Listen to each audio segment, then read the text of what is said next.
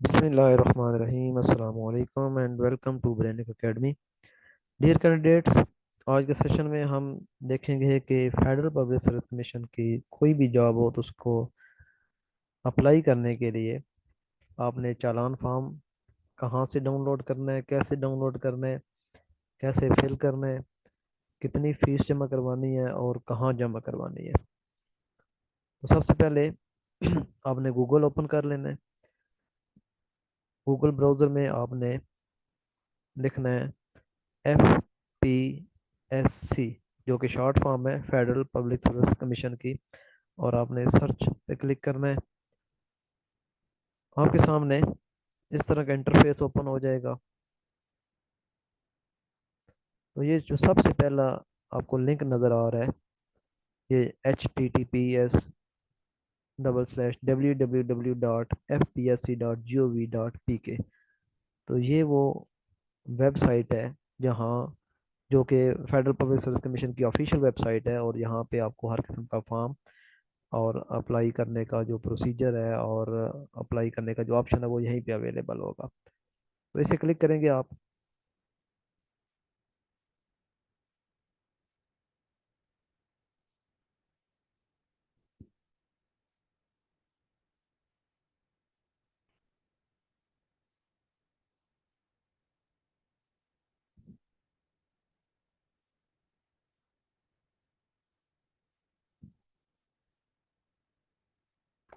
इसके बाद आपके जो फेडरल पब्लिक सर्विस कमीशन की जो वेबसाइट है उसका जो होम पेज है वो आपको इस तरह सामने नज़र आ रहा होगा। तो यहाँ पे आपने डाउनलोड के ऑप्शन में जाना है। डाउनलोड के ऑप्शन पे जब आप क्लिक करेंगे तो आपको दो ऑप्शन फर्दर नज़र आएंगे, एक फॉर्म्स का है और दूसरा जर्नल इंस्ट्रक्शन का। तो आपने फॉर्म पे क्लिक कर लेना है। जब आप फॉर्म पे क्लिक करेंगे तो आपको यहाँ पे काफ़ी ज़्यादा फॉर्म्स नज़र आएंगे, लेकिन आपका जो कंसर्न है वो चालान फॉर्म, ये जो फर्स्ट ऑप्शन है इस पे आपने क्लिक करना है। चालान form recruitment to BS16 and above.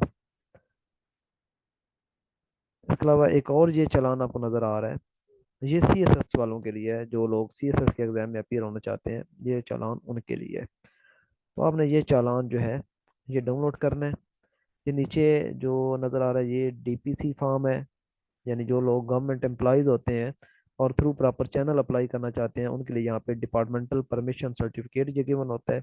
उन्होंने ये भी फॉर्म फिल आउट करना होता है, और अपने जो अपॉइंटिंग अथॉरिटी है उससे उन्होंने ये NOC लेना होता है। तो बहरहाल आपने ये फर्स्ट ऑप्शन चालान फॉर्म पे क्लिक करना है, और आपको यहाँ पे PDF की फॉर्म में चालान जो है वो अवेलेबल है, इस पर आप क्लिक करें। तो ये चालान जो है इसके आपके सामने 4 पेजेस यानी 4 कॉपियाँ जो है वो आपके सामने ओपन होगी। आपने चारों फिल करनी होती हैं। दो जो है वो बैंक वाले रख लेते हैं और दो आपको रिटर्न कर देते हैं। ये चालान आपने लाजमी संभाल के रखना होता है, क्योंकि जब आपने टेस्ट देने जाना होता है तो ये चालान आपने साथ लेके जाना होता है। कुछ लोग चालान जो है वो गुम कर देते हैं, जिस वजह से फिर जब वो टेस्ट देने जाते हैं तो उनका टेस्ट नहीं लिया जाता, क्योंकि आपको एंटर तब होने दिया जाता है जब आप पहले चालान जमा करवाते हैं या ड्यूरिंग एग्जाम आपसे कलेक्ट कर लिया जाता है। तो लिहाजा ये चालान जो है ये आप अपनी स्पेशल एक फाइल घर में बना लें, जिसमें आप अपने ये जो चालान है ये आप संभाल के रखा करें। तो चालान को फिल आउट कैसे करना है, आपने बड़ा सिंपल सा प्रोसेस है। सबसे पहले आपने बैंक का नाम लिखना है जिस बैंक में आप जमा करवा रहे हैं, और ये bank national bank of Pakistan है। इसके अलावा आप किसी बैंक में जमा नहीं करवा सकते। नेशनल बैंक ऑफ पाकिस्तान की कोई भी ब्रांच है वहाँ आप चले जाएं, वहाँ आप ये फॉर्म चालान फॉर्म डिपॉजिट करवा सकते हैं। तो बैंक का नाम लिखेंगे। सपोज आप रावलपिंडी में किसी बैंक में जमा करवा रहे हैं तो आप लिखेंगे NBP रावलपिंडी।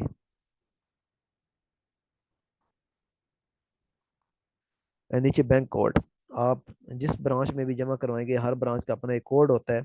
वो कोड आपने लाजमी वहाँ से मालूम कर लेना है। ऑनलाइन आप गूगल से भी लिख के चेक कर सकते हैं, लेकिन आप अपने उस ब्रांच चले जाएं, वहाँ आप उनसे पूछ के वहीं पे लिख लें। तो हो सकता है उनका जो ब्रांच कोड है वो कुछ इस तरह का हो, 0532। तो ये आप लिखेंगे डिस्ट्रिक्ट ऑफ बैंक ब्रांच। यानी जिस ब्रांच में आप जमा करवा रहे हैं उस ब्रांच का डिस्ट्रिक्ट कौन सा है। तो अगर रावलपिंडी में आप जमा करवा रहे हैं तो फिर तो उसका डिस्ट्रिक्ट रावलपिंडी ही होगा। लेकिन अगर आप किसी और तहसील में है तो फिर उसका जो डिस्ट्रिक्ट है वो रावलपिंडी ही होगा।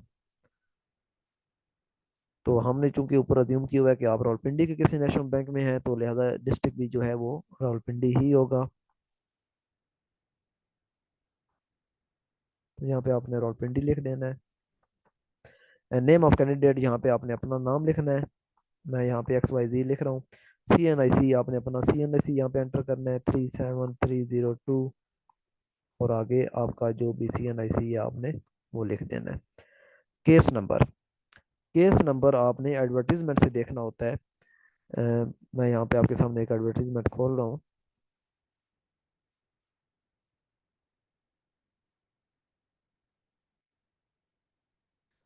ये जो recent federal public service commission की जॉब्स आई हैं उसकी एडवर्टीजमेंट मैंने आपके सामने ओपन की है।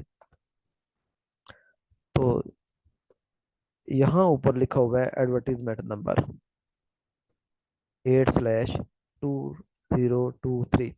और ये केस नंबर होता है ये यहाँ तक। तो अगर आप सीनियर एलिमेंट्री टीचर के लिए अप्लाई कर रहे हैं तो उसका केस नंबर आपने लिखना है F4-151/2023। ये केस नंबर है। और अगर आप अप्लाई कर रहे हैं जनरल स्टाफ ऑफिसर के लिए तो फिर उसका केस नंबर है F4-152/2023। तो आप जिस पोस्ट के लिए अप्लाई कर रहे हैं उसके स्टार्ट में केस नंबर मेंशन होता है।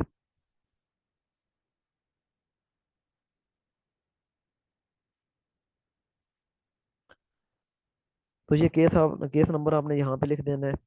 ये देखें F4 उसने खुद ही लिखा हुआ है, बस आपने आगे वो जो डिजिट है 151 और आगे स्लैश भी उसने खुद डाली हुई है और 20 भी है उसने खुद लिखा हुआ, आपने बस आगे 23 लिख देना है क्योंकि 2023 है। तो ये आपने लिख देना है। Examination fee for the post of, ये कौन सी पोस्ट है जिसके लिए आप ये फीस डिपॉजिट करवा रहे हैं। तो लेक्चरर की पोस्ट है तो आप यहाँ पे लेक्चरर लिखेंगे। एलिमेंट्री स्कूल टीचर है तो वो आप यहाँ पे वो लिखेंगे। असिस्टेंट डायरेक्टर है तो वो आप यहाँ पे लिखेंगे, यानी जो पोस्ट होगी जिस पोस्ट के लिए आप अप्लाई करना चाहते हैं वो लिखेंगे। हाँ, अगर आप लेक्चरर के लिए अप्लाई कर रहे हैं तो एक बात आपने माइंड में रखनी है कि आप यहाँ पे लेक्चरर और आगे आपने कैटेगरी जो है वो लाजमी लिखनी है, क्योंकि लेक्चरर की कैटेगरीज होती हैं।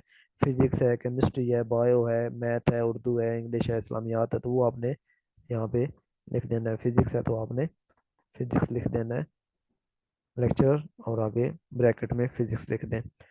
फीस कितनी है, तो फीस जो है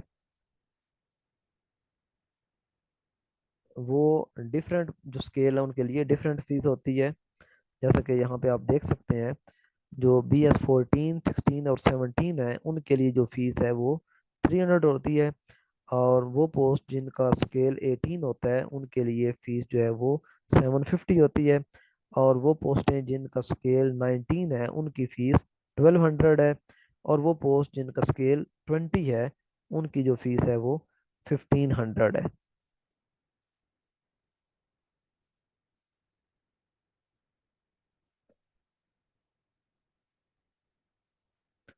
तो यहाँ पे आपने फी डिपॉजिट जो लिख करनी है वो आपने यहाँ पे मेंशन कर देनी है कि आप 300 पे करें, तो यहाँ आप 300 और आगे वर्डिंग में भी आप लिख देंगे 300।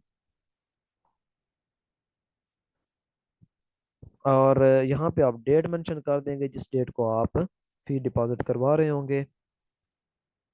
इसके अलावा आपने एक बात याद रखनी है कि जब आप कैशियर को ये चालान जमा करवा रहे होंगे तो उससे आपने इसका जो डायरी नंबर है वो लाजमी लेना है। वो आपको सुरख पेंसिल से या नीली पेंसिल से ऊपर सर्कल में लिख के दे देगा, जैसे 6 ऐसे लिख के दे देगा या 9 लिख के दे देगा। ये उनका एक डायरी नंबर होता है।